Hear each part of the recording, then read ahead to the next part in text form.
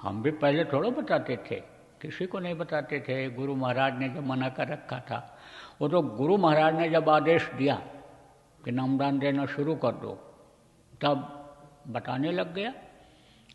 इच्छा तो नहीं हो रही थी, ऐसी परिस्थितियां बनी थीं कि नामदान देने की इच्छा नहीं हो रही थी, लेकिन लोगों ने कहा कि एक समय पर एक ही नामदान देने वाला होता है, एक ही को अधिकार दिया जाता है, तुम नामदान नहीं दोगे तो फिर कौन देगा। इसलिए गुरु के आदेश का पालन करो। तो भी नामदान देने की इच्छा नहीं हो रही थी, क्योंकि इसमें कर्मों का लेना देना होता है।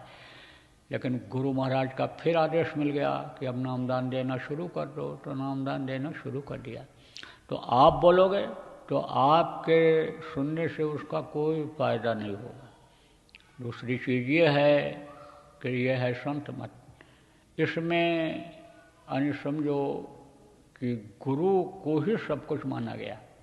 आप ये समझो कि उसके अंदर वो प्रभु पावर देता है नामदान देने की, बताने की, समझाने की, जीवों के संभाल में मदद करने की, वो पावर देता है। तो जिसको पावर देता है उसको देखना चाहिए, उसके रूप को याद करना चाहिए।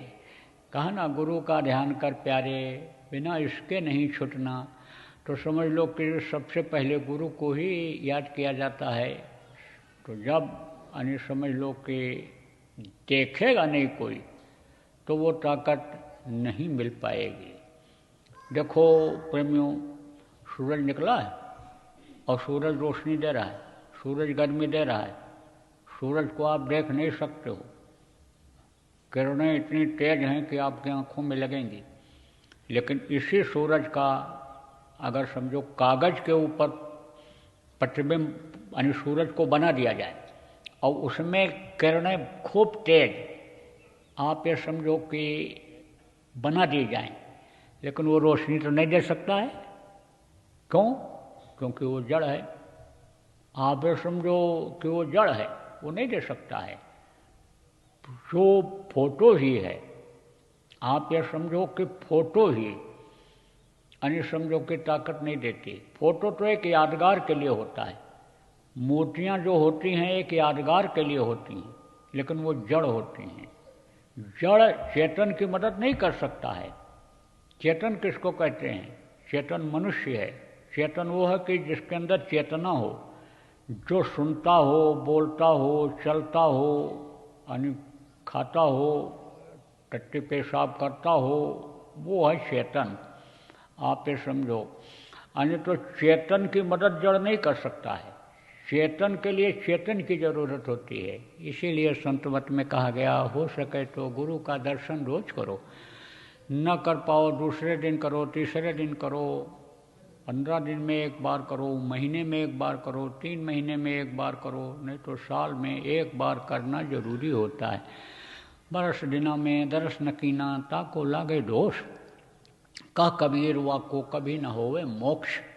लेकिन जैसे इस समय पर आप देखो प्रेमियों, विदेश बहुत दूर है, 20-20, 22-22 घंटा यानी हवाई जहाज़ से उड़ करके जाने में लगता है वहाँ पहुँचने में।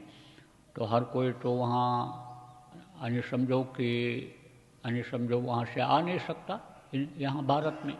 और भारत में जो ये काम करने वाले हैं वो वहाँ रोज़ जा नहीं सकते हैं, तो सालों बीत जाता है। परिस्थितियाँ ऐसी बन जाती हैं कि चाहते हुए भी एक जगह से दूसरी जगह लोग नहीं आ जा पाते हैं। ऐसे ही जब साधन की कमी थी पहले के समय में, ट्रेन बस जब नहीं थे, तो महीना महीना 2-2 महीना गुरु का दर्शन करने के लिए पैदल चल करके लोग जाते थे। तो उस समय पर छूट दे दिया था। क्या छूट दे दिया था? कि अगर साल में एक बार दर्शन न कर पाओ, गुरु का दर्शन जल्दी जल्दी न हो, तो जो गुरु का दर्शन करके आया है उसी का दर्शन कर लो, तो गुरु के दर्शन का लाभ मिल जाता है। तो गुरु एक पावर होती है। गुरु कोई हाड़ मांस के शरीर का नाम नहीं होता है। गुरु एक शक्ति होती है, और वो शक्ति किससे झलकती है, किससे निकलती है? आँखों से, मुंह से, यानी समझो कि रोम रोम से वो शक्ति निकलती है। जो उस शक्ति को लेना चाहता है कहीं ना कहीं से उस शक्ति को सामने पड़ने पर ले लेता है, मिल जाता है। और जब एक तरह से बाप बेटे का संबंध हो जाता है, जब एक तरह से तो बाप यानी बेटा न भी ले पावे दूध, न भी यानी समझो पीने के लिए पहुंच पावे, तो बाप बुला करके दूध पिलाता है, रोटी खा ले नहीं तो कमजोरी आ जाएगी, ले दूध पी ले नहीं तो कमजोरी आ जाएगी, तो खेलता ही रहता है, कमज़ोर हो जाएगा, ले पी ले, फिर जा खेलना, फिर पढ़ना, फिर ये काम करना। तो आप ये समझो कि वो खुद भी यानी समझो कि ताकत शक्ति को दे दिया करते हैं। तो कहा गया है कि प्रेमियों सामने होना चाहिए, सामने से नामदान लेना चाहिए, सामने बैठ करके सुनना चाहिए, सामने एक बार जरूर पढ़ना चाहिए।